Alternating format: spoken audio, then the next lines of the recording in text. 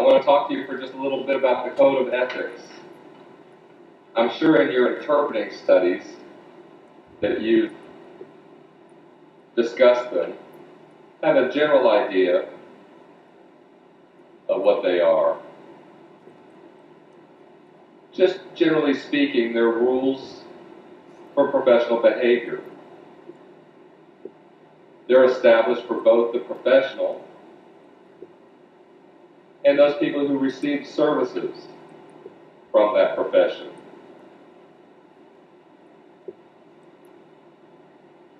Code of Ethics is signed in the palm of the hand, similar to the sign for rule or law or commandment,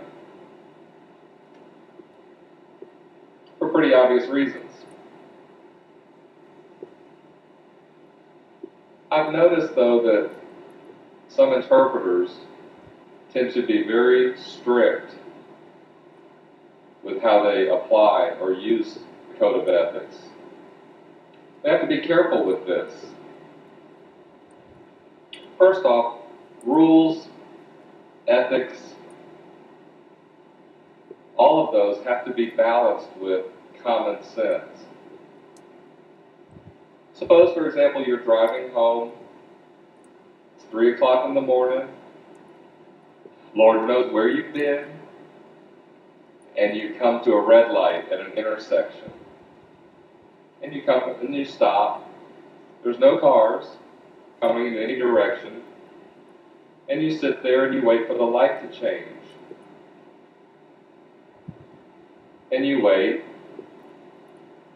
and you wait. Then it dawns on you, there must be something wrong with this light. But the law says don't run a red light. What are you going to do? Back up and turn around and go back? Probably not. That might be a little too rigid, a little too strict.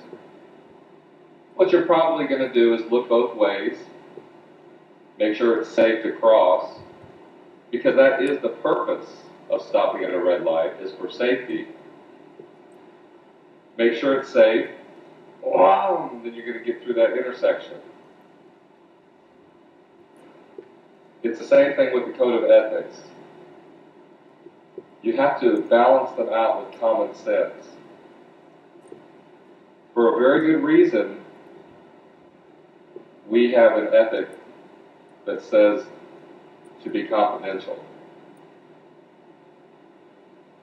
But in a situation where a young person, a senior citizen, or some other dependent is being abused, of course you're going to break that ethic. Because common sense says that ethic is not set up to protect abusers. The trick with the Code of Ethics, or with any laws, is to study them and understand them so that you're able to articulate to other people what they mean.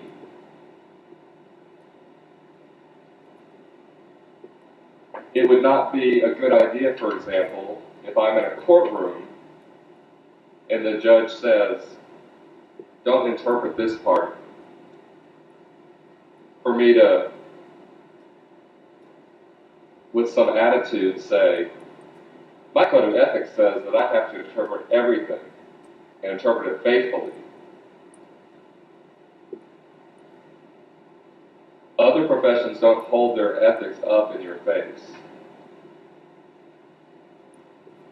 What you want to do is find a way to be able to discuss or explain it, and always offer a suggestion. So on that one, I might say to the judge, I'm sorry, Your Honor, but that makes me uncomfortable.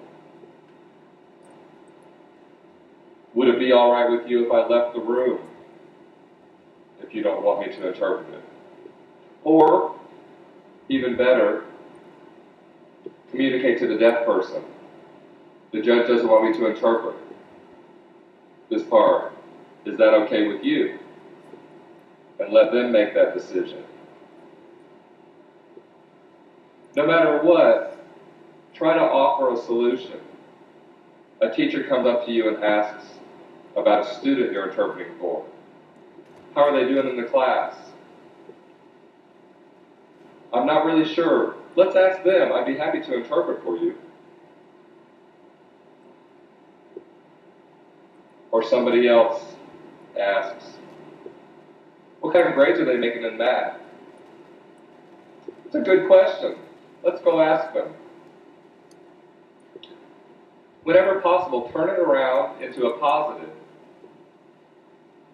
by offering to go and interpret, because that is your role. It reinforces in their mind as well what you're there for.